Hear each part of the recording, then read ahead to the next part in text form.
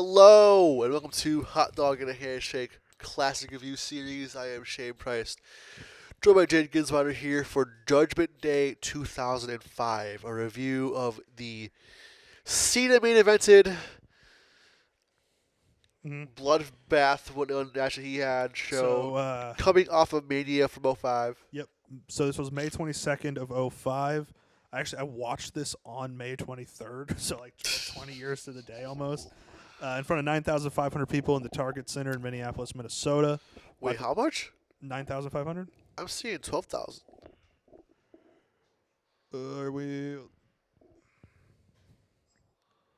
What are you looking at? PW Torch says it. Oh, I'm looking at Cage Match. Says 9,500. Okay, well, we'll see. It's disputed. Somewhere 9,000 to 12,000 people in the Target Center, Minneapolis. Michael Cole and Taz are on the call.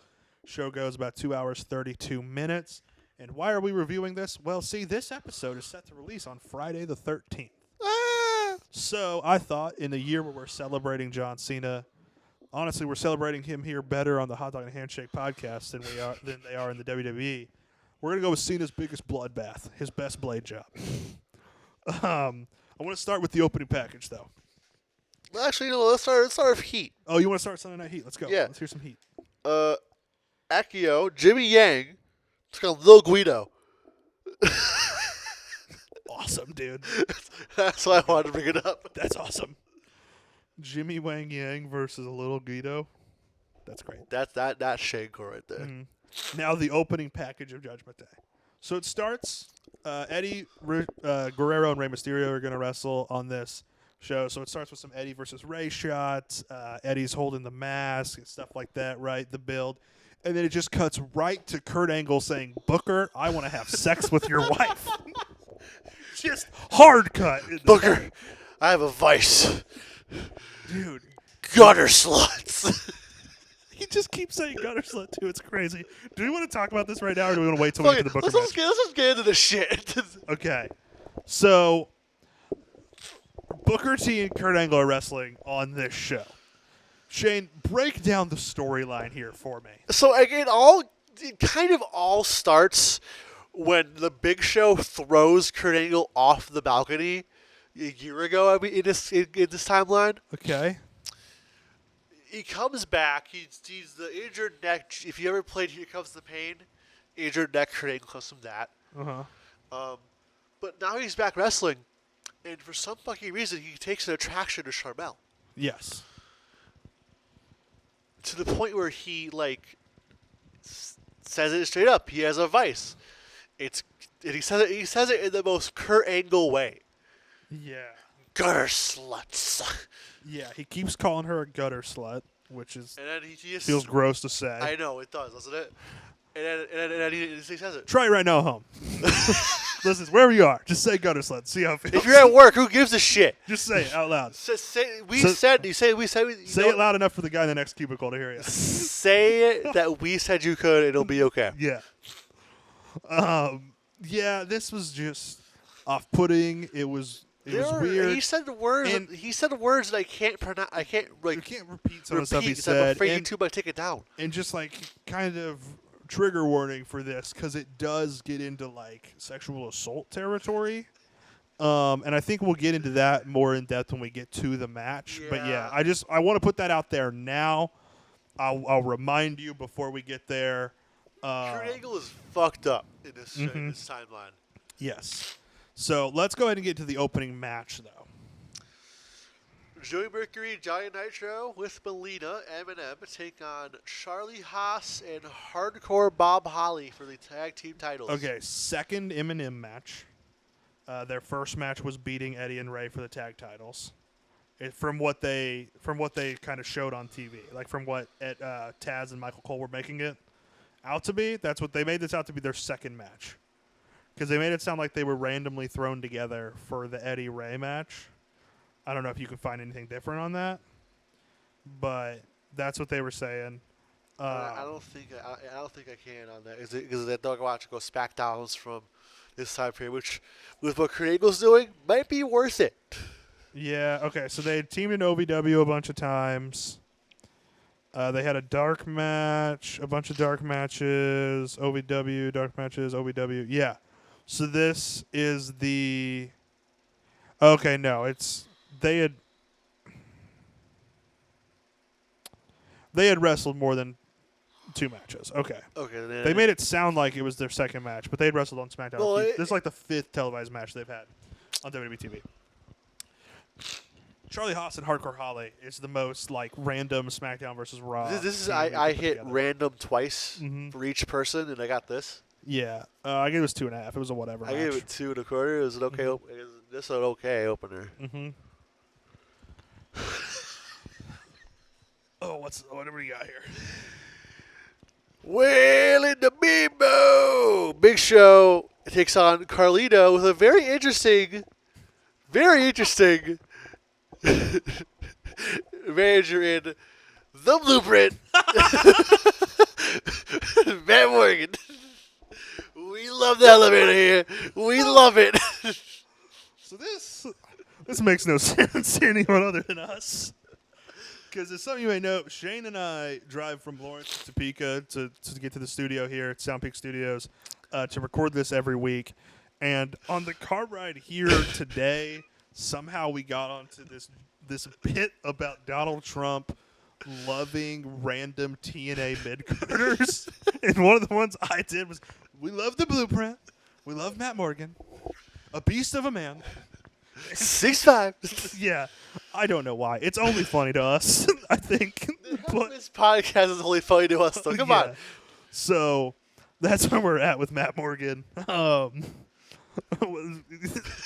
match is Carlito versus Big Show. It's nothing but an interference fest. It should have just... This should have been on SmackDown, dude. What was this doing on pay-per-view? 2 stars. Imagine paying for this. I give it 1 1/4, dude. This sucked. No love for the Blueprint? No love for the... I mean, not from me. From our president, maybe.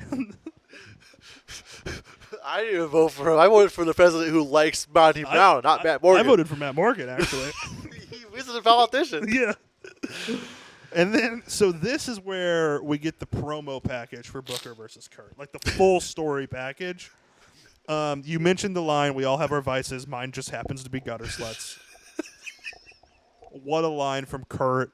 It's also implied that Kurt forced himself onto Sharmell. Implied? No, okay, it's implied in the package. He barges into her locker room.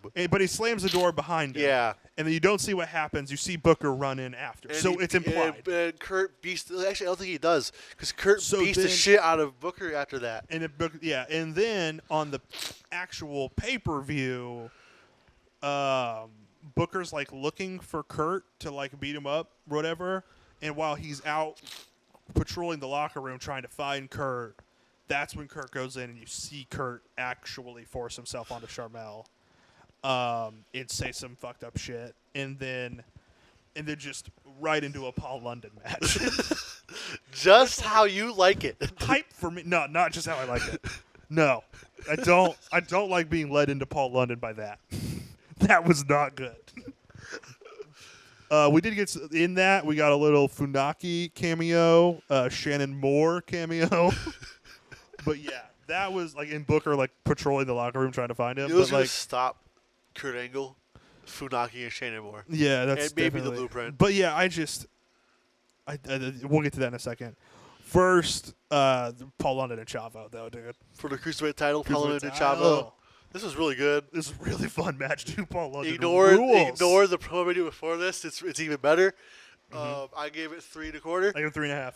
All right, pretty close to that. I like this match quite a bit. Paul London's awesome. I love Paul London.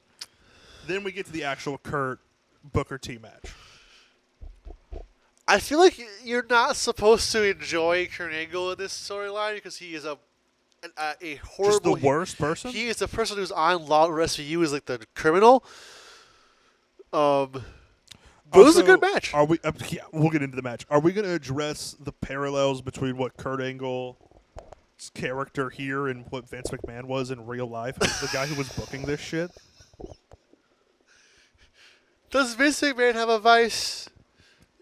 More than one vice? Apparently, like it's odd because listen, like part of this show isn't just going back and reviewing it; it's reviewing it with what we know now 20 years later, right? And so it's kind of odd that Kurt Angle was this character written by Vince McMahon. You know what I mean? And I don't know if Vince necessarily had the idea for it. Oh, you fucking with me? Of course he did. Okay, but he definitely at least approved it, is what I'm saying. He definitely approved went along with it and maybe added to it, whatever, right? Also, So as we said in the car, very funny that Kurt Angle, 9 years before this, got too appalled at Sandman got crucified, but he's calling Charmel a gutter slut. And saying other horrible, horrible things Yes. that we don't want to repeat. We just can't. Like it's just not. I'm just not going to say it. Yeah.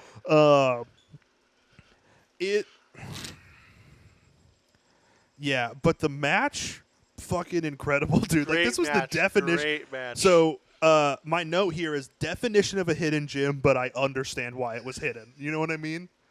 Because this is the gross, like the bad storyline to incredible match ratio has never been thrown farther off. The scissor kick on the apron was insane, dude. Like that was so good, incredible. I give this 4 3/4. I gave it 4.5. I really liked this match. If it was a better storyline, it might have been a 5. Exactly. It would have been a 5. I had to knock points because of the storyline here.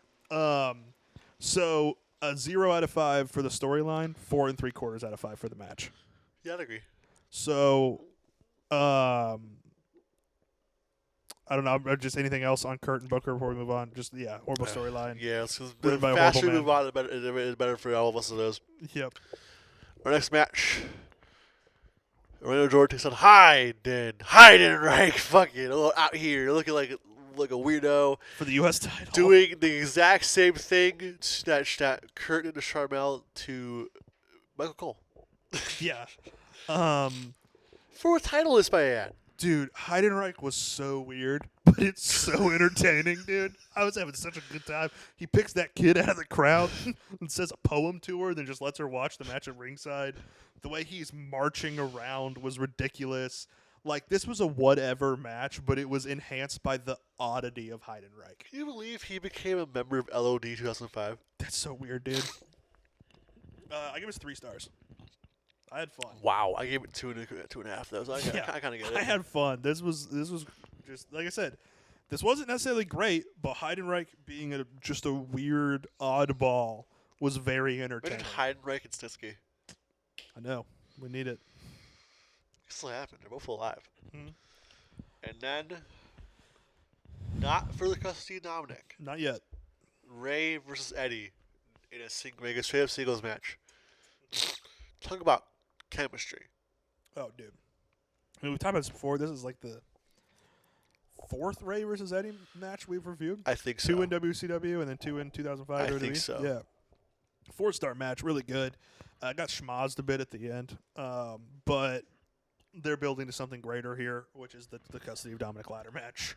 Yeah, I just love both these Two guys who have the most trust in each other to do whatever they feel like. We've talked before about the chemistry Mount Rushmore, and these are 2 guys who are certainly on it. Just some of the greatest chemistry pairings in wrestling history, and I really like this match. But it's one of those where it's like, what else can we really say about it? It's just a great match. You should go check it out for sure. Like if you watch anything from this show, just watch the last 2 matches. Like it's good. It's great. That's a great time. On to the last match though. I really want to get into this one. We are going to, before we go any further, we're going to talk about the Muda scale. Okay. This was made by wrestling fans to determine the bloodiest matches of all time. Mm-hmm. It is because in '92, Hiroshi Hase and Keiji Muto, Great Muta, bled so goddamn much, they made a goddamn term for it. Mm-hmm. And I'll show you a picture of Muta during his match. You know how he has the face paint usually? It's not face paint. Oh, wow. That is just an amount of blood that resembles his face paint. Yes. So one Muta would be that. Okay. Eddie Guerrero versus JBL, that is 3. Okay. This is a 2. 2 Mudas. This is 2 Mutas. So twice the blood. Twice as bloody. Okay. As and what's crazy is that JBL barely bleeds. This is just Cena. It's just Cena, yeah. Yeah. This was an incredible match, a bloody, violent I Quit match for the WWE title. I want to start with JBL enters, of course, in his signature limo, but John Cena enters on the back of a semi truck with like a DJ table on the back, which was cool. Some spots I liked. JBL just went ass first through the announce table. It was mean. It was so funny. It was mean. The blood. So when they walk down to the limo and they're fighting on the hood of the limo, just the way the blood looked on the hood of that white limo was just such an incredible visual. I really liked that. Real glass? Question mark. Krabby River? Question mark. Krabby River. Was Luke Perry in the crowd? I don't know, but JBL gets thrown into the window of his limo, so there's a glass spot. This was just an amazing I Quit match. It was brutal. It was bloody. It was creative. He uses like the smokestack from the semi truck as a weapon. Cena does. Like, I loved this quite a bit. Everything I want from this match type. What'd you rate this out of 5? 5. Okay, I'll also get 5. I feel like I was going to shoot you. Cena is one of those guys where, looking back, he's the 2000s, like his 2000s run, phenomenal. Also, Cena just always great in I Quit and Last Man Standing. There is a tests career of stamina where John he's great at. Cena was a hardcore guy, and we're still talking about how good he was. He's really good at those types of hardcore matches that are also like in storyline, like feats of stamina and of never giving up. We really have to watch. And of like Rebel his constitution. You know what I mean? Rebel 07 is the best example of this. Yeah. We need to get to it at some point. And he's always creative in them too. Like, remember the one where he like taped Batista's he's always doing that Lesnar Cena match from Machine Rules. Mm-hmm. Yeah. So, but I want to get into this. The story of this feud is the working class versus the upper class, right? Like, that's what this was built around. John Cena was this avatar for the common man, fighting against JBL, who was the avatar for the man, whoever that is, you know, the top 1%, the boss. Kind of a cousin storyline to Austin and McMahon. It kind of has that same structure but Austin McMahon was a much more centralized version of it, where Austin represented you sitting at home watching, and Vince McMahon represented your dickhead boss. But this John Cena is just pulling the whole working class behind him, and JBL's representing the whole upper class. And I think that symbolism was really well put together with having the limo and the semi-truck. I know the semi-truck was tricked out with the DJ thing, right? But still, the semi-truck, a very, very good symbol for the working class, right? With the truck drivers and everything, and the limo for the upper class. And then I liked Cena using the limo. He used the door of the limo. He slammed him into the glass. He slammed him on the hood. He's using that symbol of JBL's status to take JBL down. And I really like that. I think that's something that you kind of see commonly in Cena's career, and I don't want to step on this too much because I'll get into this a lot at the end of the year when we do like a big Cena wrap-up show. But Cena just fought for the common man. He really is WWE's Superman, not because of the Super Cena meme of him always winning, but because he was like truth, justice, and the American way. And I think he really represents that here. And I can get into it more as we go through his career. Also, why the heel turn is kind of disappointing, because it could have been so better. Well, why it's so disappointing is because it came at such an interesting time. Right. John Cena loses sight of who he is in 2025, which is a time when America is losing sight of what the American way is. And so, like I said, I'll do a much deeper dissertation on this when we get to that Cena wrap-up show we're planning on doing. But for right now, I just kind of wanted to point out that symbolism in this match and how much the limo really meant. Because I just kind of like unlocked, like last night as I was thinking about this going to bed, I just kind of like unlocked that, and I wanted to bring all that up. It was a really interesting storyline on multiple levels, and it applies a lot to today too, which is interesting. And it's one of those things that, like Austin McMahon, it works so well because it's evergreen. There's always going to be the working class and the upper class, right? You're always going to have a boss, or there's always going to be employees who hate their bosses, right? Right. So it's such a evergreen story Do you have anything else on John Cena and JBL? Categories? Best moment? It's I don't know what part of the match it is, but it's definitely in the Cena match. I think for me, it's For me, it's gonna be this okay. What are you going with? after the match when he has the belt. When he has we have both belts. Yeah, he and has both belts. He's going. Yeah. That's so for good. me, I think it's fighting on the hood of the car and just the blood leaking onto it, and just that as they're walking away, that visual of a blood splattered white limousine, like it's just perfect. MVP of the night, obviously Funaki. No, it's John Cena. It's John Cena, no matter what. Just for the, he blood, sweat, and tears, but like gallons of blood left in that ring. Heat check, the best performance in a short amount of time. Guido, you didn't watch. I'm gonna give it, and I think you'll agree with me here. Heidenreich. I was gonna say Heidenreich. Yeah. No, that's absolutely who I was gearing up to say. No matter who you said. So yeah, that's. Would you say the Blueprint Matt Morgan if I said the Blueprint Matt Morgan? No, I was gonna say Heidenreich. Gear of the night is an interesting one. I'm gonna go Paul London. He's the only one who really tried anything interesting, I think. Yeah, I would agree with you on that. I think you can always go with Rey Mysterio. Kurt Angle's singlet is so iconic. You could always go with that. I love Eddie's gear. Eddie's gear is always great, but I think I'm gonna go Paul London. He had like kind of some tassel things going on. I respect it because it's unique. He had some effort. It's not like everybody usual. else was pretty plain Jane. Yeah, I think. Yeah. Apex Mountain. I don't think this is really anything. Is this Kurt Angle's like Bizarro Apex Mountain? Is this his like bottom out point? In storyline, yes. In real life, no. In real life, no. But as far as on TV, yeah, what he was involved in. He's probably on the Vikings by now. Mm-hmm. So I would say yes. Yeah, and then so nothing for Apex Mountain. Surprise of the show. Heidenreich, yeah, he was incredibly entertaining. I really understand why they were trying that. Like it was fun. Recasting. Do you want to go JBL Cena? Yeah. Okay. Cena for me is pretty easily Cody Rhodes. It's Cody Rhodes versus MJF. MJF. Well, no. Character-wise, yeah. Well, because I think JBL is. It has to be older than MJF, because it has to be an older, like a guy with experience and with the money. Ted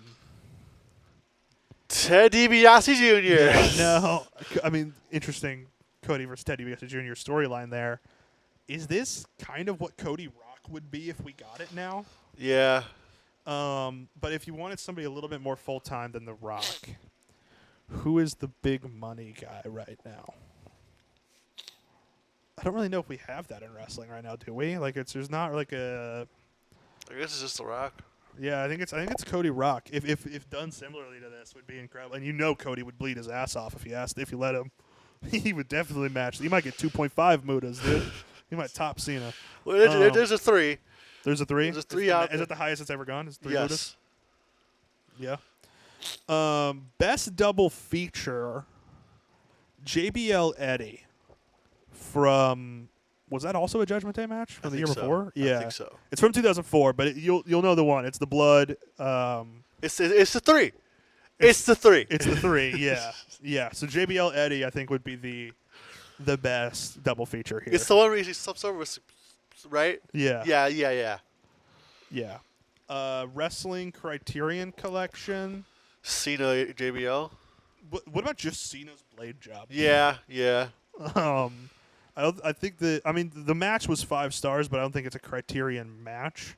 But it was definitely a Criterion blade job for sure. So yeah, that goes in. Our last thing we added was the Bret Owen feud. We've also had Hayabusa's gear recently. Mike Austin, I think this is the first blade job specific. I have a funny feeling that we're gonna get another blade job in here. Come my birthday pick, actually. Okay, maybe we'll see.